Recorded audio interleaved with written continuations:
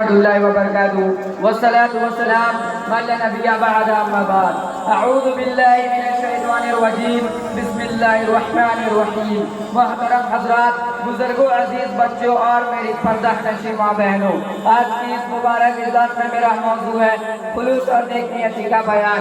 رسول اللہ صلی اللہ علیہ وسلم نے فرمایا کہ اعمال نیت سے ہوتے ہیں اور ہر ایک کو وہی ملتا ہے جو اس کی نیت ہو. جس کی ہجرت اللہ اور اس کے رسول کی طرف ہو اس کی ہجرت اللہ اور اس کے رسول کی طرف ہے. جس کی ہجرت دنیا حاصل کرنے یا کسی عورت سے شادی کرنے کے لیے ہو تو وہ ہجرت اسی کے لیے ہے. اس حدیث سے ثابت ہوا کہ اعمال نیت سے وجود پذیر ہوتے ہیں اور جب تک نیت میں خلوص نہ ہو عمل پر ثواب نہیں ملتا. عمل سے محض اللہ کی رضا مقصود ہو تو ثواب ملتا ہے ورنہ بے فائدہ ہے. رسول اللہ صلی اللہ علیہ وسلم نے فرمایا کہ پہلے زمانے کے 3 شخص جا رہے تھے. یکایک بارش ہونے لگی. وہ تینوں پہاڑ کے ایک غار میں چھپ گئے. غار کے منہ پر پہاڑ کا ایک چٹان ڈھک آیا اور غار کا منہ بند کر دیا. انہوں نے آپس میں کہا کہ اپنے نیک اعمال کو دیکھو اور جو اللہ تعالیٰ کے لیے ہو اس وسیلے سے اللہ تعالیٰ سے دعا کرو شاید چٹان ہٹا دے. اور ایک روایت میں یہ بھی ہے کہ انہوں نے آپس میں یہ بھی کہا کہ اس چٹان سے کوئی چیز چھٹکارا نہیں دے سکتی.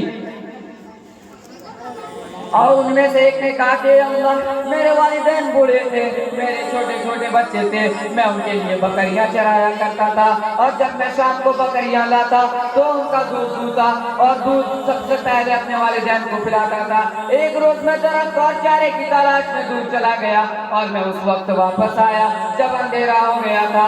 میں نے اپنے والدین کو سوتا ہوا پایا. میں نے معمول کے مطابق دودھ دھوا اور دودھ لے کر اپنے والدین کے پاس کھڑا ہو گیا.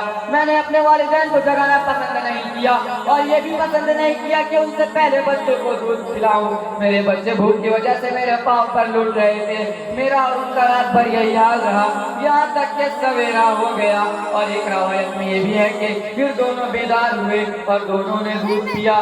یا اللہ، اگر تو جانتا ہے کہ یہ عمل میں نے تیری رضا کے لیے کیا ہے تو اس چٹان کو اتنا کھول دے کہ ہم آسمان دیکھنے لگے. اور اللہ نے اس چٹان کو اتنا کھول دیا کہ وہ لوگ آسمان دیکھنے لگے لیکن اس سے باہر نہیں نکل سکتے تھے.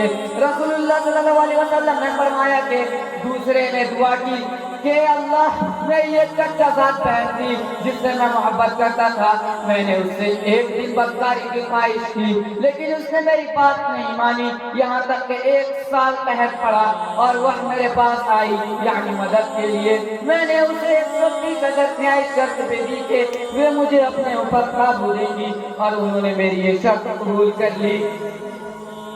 یہاں تک کہ جب میں اس پر قادر ہوا اور زنا کے لیے اس کے دونوں پاؤں کے پاس بیٹھا تو اس نے کہا کہ اے اللہ کے بندے، اللہ سے ڈر. اور ایک روایت میں یہ بھی ہے کہ اس نے یہ بھی کہا کہ ناجائز طور پر مہر نہ توڑ، بغیر شادی کے میرے ساتھ تیرا یہ کام جائز نہیں. اور میں اٹھ پڑا، یا اللہ، اگر تو جانتا ہے کہ یہ کام میں نے تیری رضا کے لیے کیا ہے تو اس چٹان کا دوسرا حصہ بھی کھول دے. اور اس چٹان سے ایک اور حصہ ہٹ گیا لیکن وہ لوگ باہر نہیں نکل سکتے تھے. پھر تیسرے نے کہا اے اللہ، میں ایک پھر گلے پر ایک شخص کو کام کے لیے رکھا تھا اور جب وہ اپنا کام کر لیتا تو اپنی ہجرت چھوڑ کر چلا جاتا اور میں اسے برابر بھوکا رہا اور میں اسے گائے اور چرواہے کے غلام بنا لیے. ایک مدت کے بعد وہ شخص آیا اور اپنی ہجرت طلب کیا اور میں نے اس سے کہا کہ یہ گائے اور یہ چرواہے کے پاس جاؤ یعنی یہ سب تیرا ہے. اور تو اس نے کہا کہ